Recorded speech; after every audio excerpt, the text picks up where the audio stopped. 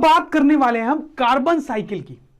तो carbon cycle की main कहानी चालू होगी carbon dioxide students, carbon dioxide से। तो आपको तो पता है ना कि एटमॉस्फेयर में कार्बन डाइऑक्साइड होता है।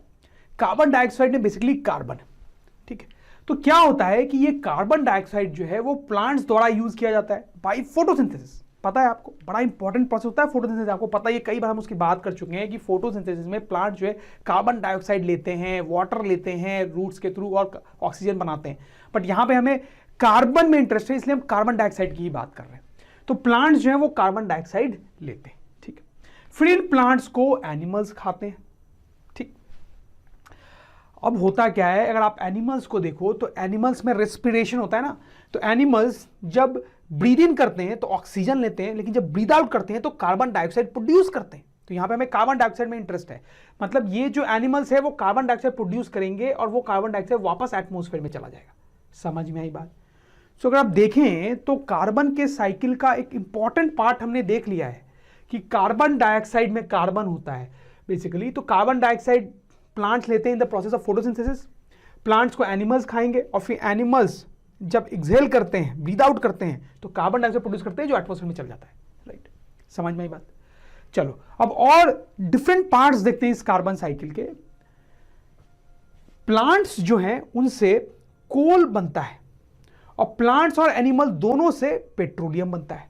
कैसे बनता है ये बात भी हमने कई बार की हुई है, थोड़ा सा रिपीट भी कर सकते हैं। होता क्या है कि अर्थ पे ज्योग्राफिकल चेंजेस अलग अलग टाइप के आते रहते हैं, जैसे अर्थक्वेक आ गया कभी। तो उसके कारण क्या होता है कि लैंड पे रहने वाले या कई बार सी में रहने वाले भी प्लांट्स और एनिमल्स समहाउ अर्थ क्रस्ट के अंदर बहुत नीचे दब जाते हैं। बहुत डिटेल में नहीं देखेंगे, वो सब भी किसी और चैप्टर में बात करेंगे।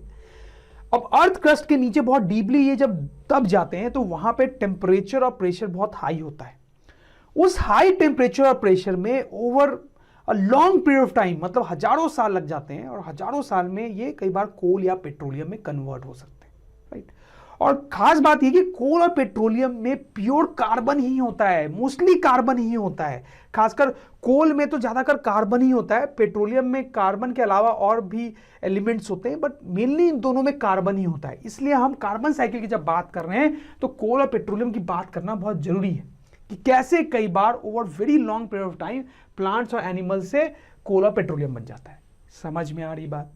अब देखो क्या होता है कि कोल और पेट्रोलियम को बर्न किया जाता है, बर्निंग होती है उनसे वापस कार्बन डाइऑक्साइड बनता है बेसिकली। जैसे मैं बताऊं, कोल को हम बर्न करते हैं ना कई बार, ठीक है, कुकिंग के लिए फॉर एग्जांपल।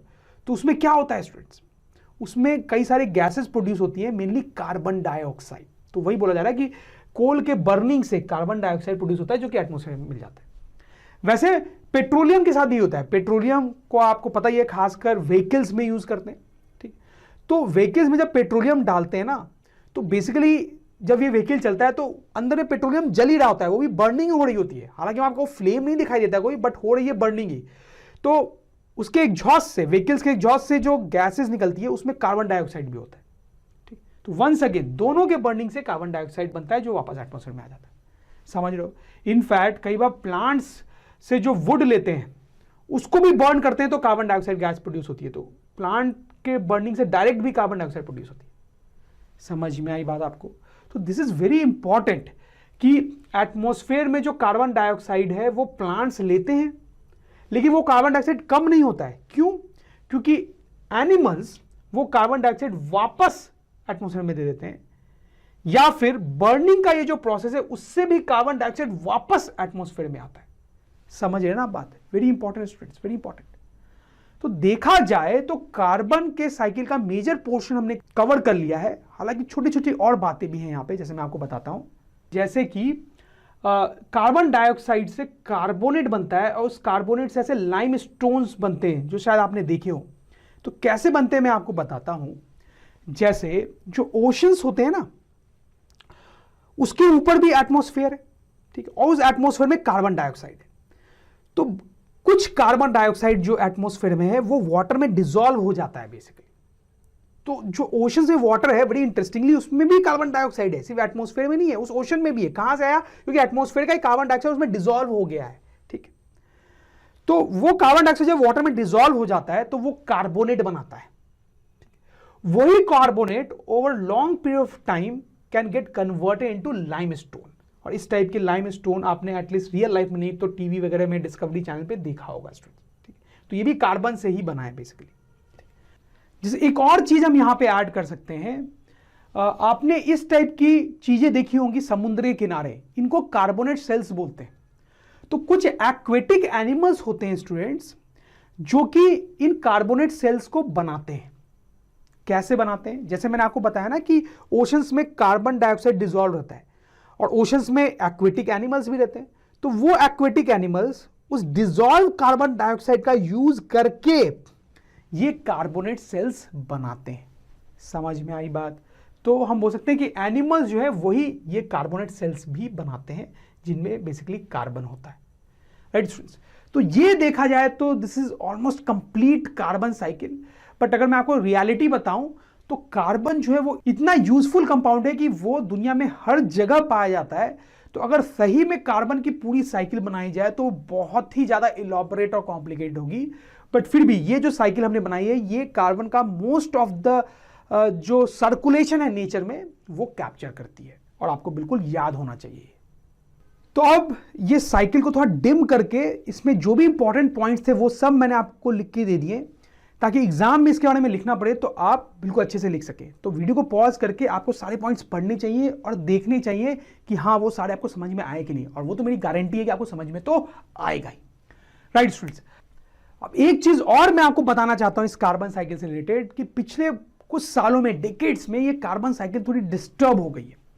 क्या हुआ है आप देखो कि कोल और पेट्रोलियम की एक्सेसिव बर्निंग हम करने लगे।